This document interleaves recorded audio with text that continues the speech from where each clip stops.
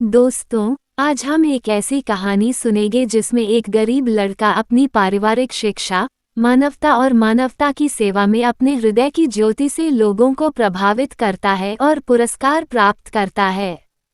कहानी में हम गरीबी, निस्वार्थता, मानवीय शिक्षा और एक गहरे संदेश के बारे में जानेंगे। कहानी पूरी तरह से मौलिक, यथार्थवादी और भावनात्मक है। चलिए कहानी शुरू करते हैं। गांव का एक गरीब लड़का, 10 साल का राहुल। पिता बीमार हैं, माँ घर पर काम करती हैं, घर में खाने के लिए बस दाल और एक रोटी है। फिर भी राहुल की आंखों में निराशा नहीं, बल्कि एक अजीब सी शांति थी। उनका मानना था, जो तुम्हारे पास है उसे बांटने से वह वरदान बन जाता है। एक दिन सुबह के उजाले में राहुल की माँ गरम रोटी बना रही थी। घर की छत टपक रही थी और पानी अंदर आ रहा था। राहुल अपनी माँ के साथ बैठकर नाश्ता कर रहा था, गरम रोटी और दाल। राहुल की माँ ने हमेशा की तरह उससे कहा, आज यह एक रोटी है पापा, इसका आधा खा लो, बाकी अपने टिफिन में ले जाओ और स्कूल जाओ, भूख लगेगी तो खा लोगे। राहुल मुस्कुराया और बोला, माँ, तो इसका आधा रख लो, कल मैं हरिदास चाचा की दुकान पर काम करूंगा, कुछ पैसे कमा लूंगा। आंखों में आंसू भरकर माँ ने बस इतना कहा, अगर तुम्हारा मन ऐसा है तो एक दिन तुम बड़े आदमी बनोगे पापा। राहुल ने आधी रोटी अपने टिफिन में रखी और स्कूल के लिए निकल पड़ा। दूसरी तरफ श्री सेनगुप्ता थे, स्कूल के दानदाता और व्यवसायी। वे अपने कार्यालय में अपने कर्मचारियों के साथ अमानवीय व्यवहार करने में व्यस्त हैं। उनमें से वे गरीबों को खास तौर पर नीची नज़र से देखते हैं। स्कूल जाते समय राहुल सड़क के किनारे एक भूखी बुढ़िया को कांपते हुए देखता है। वह अपना टिफिन खोलता है और उसे आधी रोटी देता है। बुढ़िया की आंखें नम हो गईं। उसने रोटी ली और भारी आवाज में कहा, बेटा, क्या तुमने खाना नहीं खाया? राहुल हंसते हुए कहता है, मैंने खाया, तुम भी खाओ, हालांकि तुम भूख से नहीं मरोगे। इसके अलावा मैंने सीखा है कि खाना बांटने से ज्यादा मीठा लगता है और थोड़ी सी इंसानियत दादी को भूख से मरवा देती है। स्कूल के दानदाता और व्यवसायी श्री सेनगुप्ता वहां थे। ये दृश्य देखकर और राहुल की बातें सुनकर वे रुक गए। रात को अपने शयन कक्ष में बैठकर सोचने लगे कि अगर एक बच्चे में इतनी इंसानियत जाग सकती है तो वह इतने दिनों से क्या कर पाया है। उसे किसी चीज की कोई कमी नहीं है।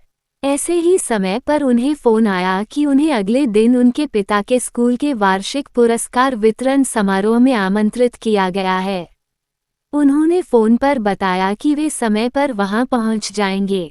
उन्होंने मन ही मन ठान लिया कि वे स्कूल में उस लड़के के लिए कुछ करेंगे। अगले ही दिन सेनगुप्ता स्कूल में पुरस्कार वितरण समारोह में भाषण देने के लिए मंच पर चढ़े और बोले, आज मैं उस लड़के को पुरस्कार देने जा रहा हूँ। ऐसा ही एक छात्र चाहे जिसकी नौकरी ने मुझे सिखाया पैसों से नहीं बल्कि दिल से देना। सब हैरान रह गए। उन्होंने राहुल का नाम घोषित किया। जब राहुल मंच पर गए तो सेनगुप्ता ने उन्हें एक ट्रॉफी दी और उन्होंने उस लड़के से कहा, तुमने मुझे आंखें खोलना सिखाया, तुम ही असली अमीर आदमी हो। उन्होंने सबके सामने घोषणा की कि यह लड़का एक गरीब परिवार का बेटा है। उसने मुझे सिखाया कि असली दौलत पैसों में नहीं बल्कि दिल की इंसानियत में है। आधी रोटी किसी प्रभावशाली व्यक्ति को भी संपूर्ण इंसान बना सकती है। इस लड़के ने मुझे ये सिखाया, इसलिए मैंने आज से उसकी सारी पढ़ाई की जिम्मेदारी ले ली। शायद आपको पता न हो, कल एक भूखी बुढ़िया सड़क किनारे ठिठुर रही थी। उसी समय स्कूल जाते हुए इस गरीब लड़के ने अपने स्कूल बैग और टिफिन बॉक्स में बची आधी रोटी उस बुढ़िया को दे दी। क्या आपको सबसे बड़ी बात पता है? जब बुढ़िया धीमी आवाज में रोटी के बारे में कह रही थी, बेटा, क्या तुमने खाया नहीं? क्या आप जानते हैं इस लड़के का जवाब क्या था? मुस्कुराते हुए उसने जवाब दिया, मैंने खाया, तुम भी खाओ, हालांकि तुम भूख से नहीं मरोगे। और मैंने सीखा कि खाना बांटने से ज्यादा मीठा लगता है। और उसने कहा, अगर थोड़ी भी इंसानियत से खाओगे तो भूख से मर जाओगे, दादी। अब बताओ, क्या हम इस बेचारे बच्चे से कुछ सीख सकते हैं? इस बच्चे ने सिर्फ रोटी ही नहीं बांटी, बल्कि अपना मन भी बांटा।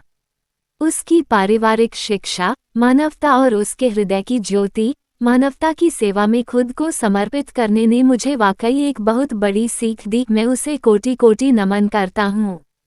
दोस्तों, तो हम इस कहानी से सीख सकते हैं कि मानवता के उत्थान में मदद के लिए धन दौलत की जरूरत नहीं है, बस पारिवारिक शिक्षा, मानवता और हृदय की ज्योति की जरूरत है।